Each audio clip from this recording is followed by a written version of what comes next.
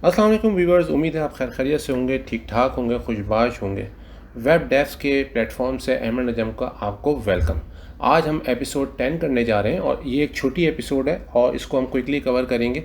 इसमें हम आज जो हम बात करेंगे वो इमेजेस के सिलसिले में बात करेंगे कि इमेजेस हमें वेब पेज पे अगर लगानी हो तो हम किस तरह से लगाते हैं, उसको क्या तरीक़ाकार होते हैं, उसके क्या एट्रीब्यूट्स होते हैं। ये सारी चीज़ें आज हम इस एपिसोड में डिस्कस करेंगे। तो चलिए शुरू करते हैं इस एपिसोड को।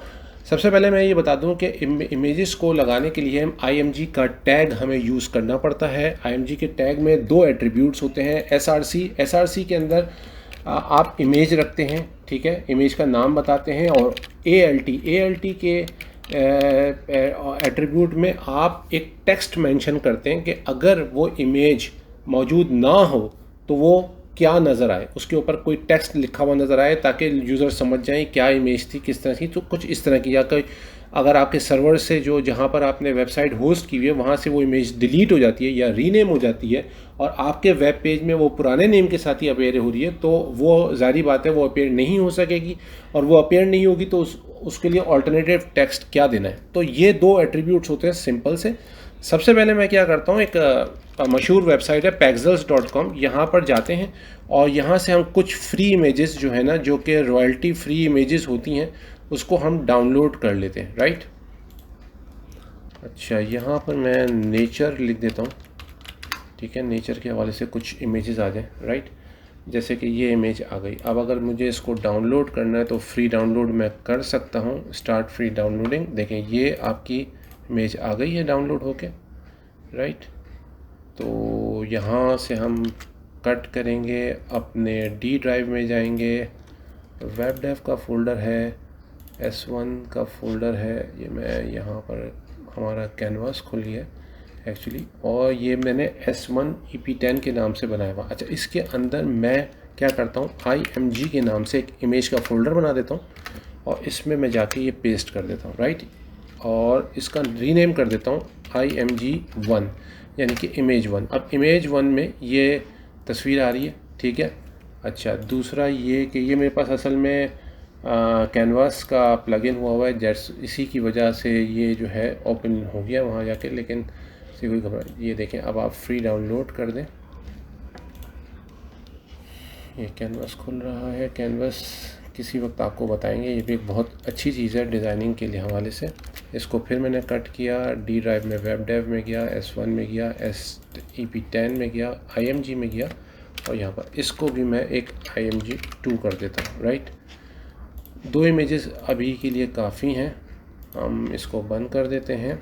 तो सबसे पहले हम उसी तरह से EP10 में जाते हैं, यहाँ पर हम CMD लिखेंगे, कोड स्पेस डॉट लिखेंगे, ठीक है।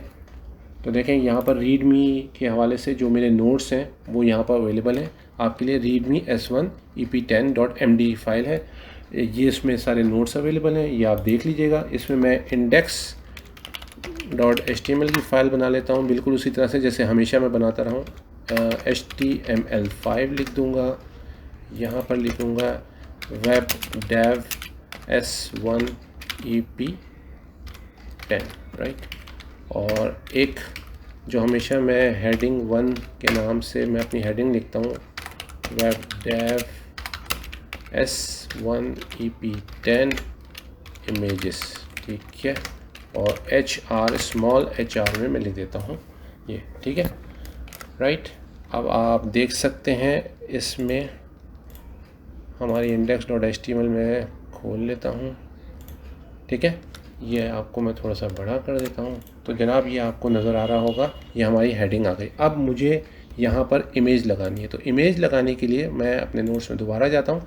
तो देखें, इमेज लगाने के लिए आपको क्या करना पड़ता है, पहले तो वो पाथ देना पड़ता है, यानी कि जिस फोल्डर में इमेजेस पड़ी हुई हैं वहाँ पर आप उसको देना पड़ता है और उसका ऑल्टरनेट टेक्स्ट देना पड़ता है। तो मैं इसको कॉपी कर लेता हूँ, ठीक है, और HR के नीचे मैं इमेज डाल देता हूँ। राइट, अब URL की जगह मैं यहाँ पर लिखूँगा, देखें यहाँ पर हमने जब लिंक्स की बात की थी तो लिंक के चैप्टर में हमने जो चैप्टर नंबर 9 था, एपिसोड नंबर 9 थी, उसमें हमने लिंक्स की बात की थी और हम रेलिवेंट रिलेटिव URL की बात की थी।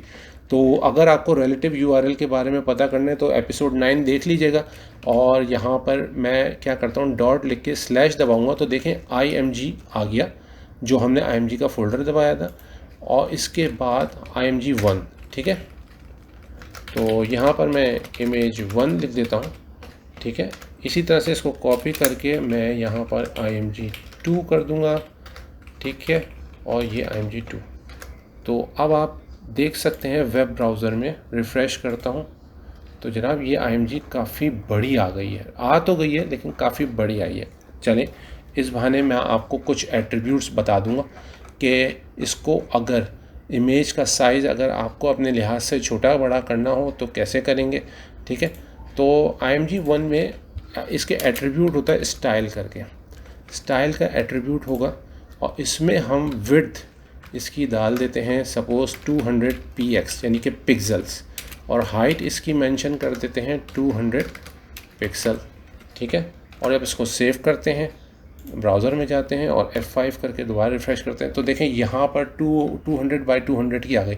इसको थोड़ी सी इसकी विड्थ बढ़ा देते हैं ताकि थोड़ी सी और अच्छी रहे। विड्थ इसकी हम 250 कर देते हैं और F5 कर दें तो देखें जनाब ये एक अच्छी इमेज आपको नज़र आ रही है। बिल्कुल इसी तरह से यही चीज़ हम दूसरी इमेज के साथ भी करते हैं कि ये स्टाइल का पूरा कॉपी करते हैं एट्रीब्यूट और यहाँ पर हम पेस्ट कर देते हैं, ठीक है। सेव करवा दिया, F5 करके हमने सेव किया तो जनाब ये देखिए ये हमारी दो अच्छी सी इमेजेस आ गई हैं, ठीक है। अच्छा, अब ये इमेजेस के हवाले से तो सिर्फ इतना ही था, लेकिन अब मुझे ये बताना है कि सपोज़ करें कि मैंने एक इमेज 3 डाल दी जो कि इस वक्त मौजूद ही नहीं है। मैं इसको कॉपी करके नीचे ले आता हूँ, ठीक है, और यहाँ पर इमेज 3।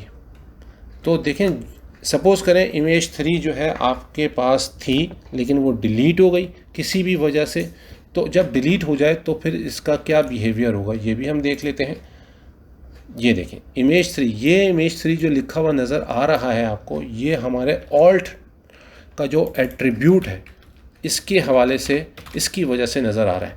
तो जब कभी इमेज नज़र ना आए या इमेज डिलीट हो जाए या मिस स्पेल हो जाए तो उसको हम क्या करते हैं, हम यहाँ पर ऑल्ट दे देते हैं ताकि वो उसका जो टेक्स्ट है वो नज़र आए और वो समझ में आ जाए, ठीक है। तो आज की एपिसोड में मुझे इमेजेस के हवाले से यही बताना था आपको कि इमेजेस कैसे फ़िट होती हैं, उसका साइज़ कैसे दिया जाता है, उसके एट्रीब्यूट्स जो हमने डिस्कस किए, ऑल्ट का एट्रीब्यूट कैसे होता है। तो मिलते हैं नेक्स्ट वीडियो में कुछ नई इन्फॉर्मेशन के साथ। टिल देन अल्लाह हाफिज़।